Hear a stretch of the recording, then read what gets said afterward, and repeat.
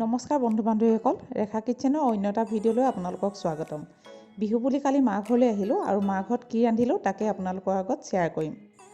হাঁহ মাংস, মাটি দাইল, কাঠ আলু, লগতে চেৱা দিয়া বৰা ভাত। হাঁহ মাংসখিনিত পিঁয়াজ, আদা নহৰু, তেল আৰু মছলা দি প্ৰথমতে মঠি ল'লোঁ। হালধিও দিছোঁ। মছলাত জিৰা, ধনিয়া, জালুক, লগতে অকণমান ডালচেনি আৰু ইলাচি আছে। কেৰাহী গৰম কৰি ইয়াত পিঁয়াজ আৰু দুটামান জলকীয়া কাটি দিলোঁ। যদিও মই ৰান্ধিছোঁ, আইডিয়া কিন্তু মা দেউতা যিহেতু অকলে থাকে, বিহু বুলি বা কেতিয়াবা যদি আহোঁ মোৰ হাতেৰে ৰান্ধি খুৱাওঁ, কিন্তু আইডিয়া সম্পূৰ্ণ তেওঁলোকৰ। মোৰ দেউতাই হাঁহ মাংস, বৰা ভাত, মাটি দাইল এইবিলাক খাই খুব বেছি ভাল পায়, কিন্তু আজিকালি কিবাকিবি অসুখ বিসুখ হৈ থকাৰ কাৰণে যদিও প্ৰায় নাখায়, বছৰেকত এবাৰ এনেকৈও এসাঁজ খাবলৈ ভাল পায়।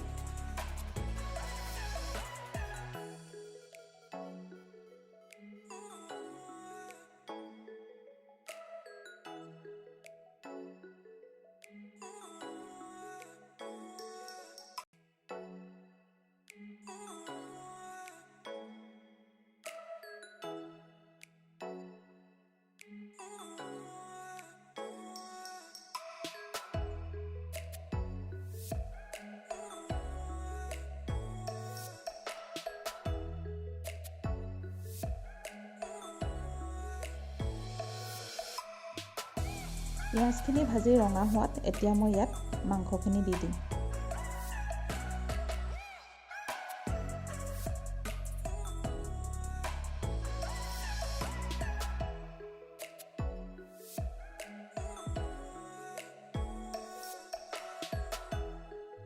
লগতে দিলোঁ নিমখ জোখ অনুযায়ী।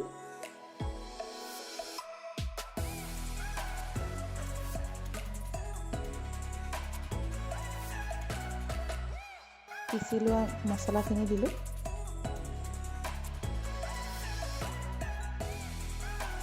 লগতে আদা নহৰু।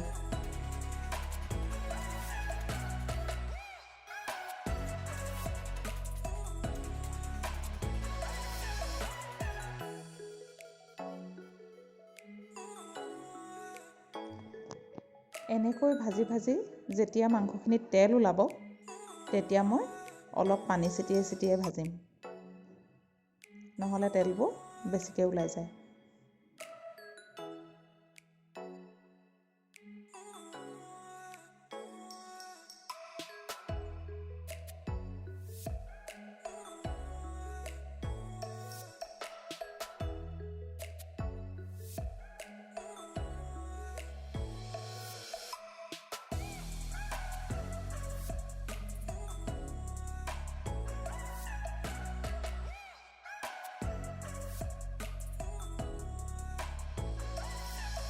এনেকৈ পানী ছিটিয়াই প্ৰায় এঘণ্টামান ভজাৰ পাছত মাংসখিনি খাবলৈ হৈ যাব। ইয়াত আৰু একো নিদিওঁ, হাঁহ মাংস ড্ৰাইটোত একো নিদিয়াকৈ খাই বেছি ভাল লাগে। মাংস ৰেডি হৈ গ'ল। এতিয়া মই মাটি দালিখিনিৰ কাৰণে মাটি দালিখিনি 2 ঘণ্টামান তিয়াই থৈছিলোঁ। এতিয়া এনেকৈ বাকলিবিলাক আঁতৰাই ল'ম। অলপ বাকলি ৰাখি দিব লাগিব, একেবাৰে বগা হৈ গ'লেও খাবলৈ বেয়া লাগে। লগতে ইয়াত কাটি থোৱা কাঠ আলু কেইডোখৰ দি কুকাৰত এনেকৈ 2টা চিটি দি বইল কৰি ল'লোঁ। ফোৰণৰ কাৰণে নহৰু ল'লোঁ। সামান্য হালধি দি এতিয়া এইখিনি তেল মাৰি লওঁ।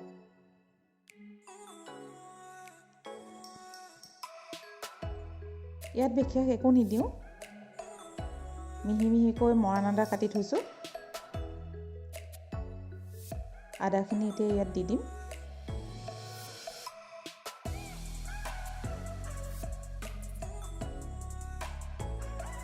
দাইলখিনি প্ৰায় হ'লেই, এতিয়া গেছটো অফ কৰি ইয়াত কাটি থোৱা ধনিয়া পাতখিনি দি ল'লোঁ। এতিয়া এনেকৈ বৰা ভাত চেৱা দিলোঁ।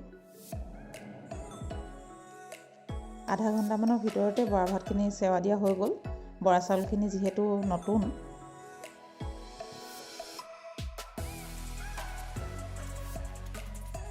ওপৰত পটাগুটি এটা দি দিছিলোঁ, তেতিয়া ধুনীয়াকৈ হেঁচা খাই ভাতখিনি চেৱাটো ভালকৈ ৰয়। এনেকৈ আমাৰ আজি বিহুৰ ভাত সাজ হৈ গ'ল। ভিডিঅ'টো চাই যদি ভাল পালে তেনেহ'লে লাইক, কমেণ্ট, শ্বেয়াৰ, লগতে চেনেলটো ছাবস্ক্ৰাইব কৰি দিব।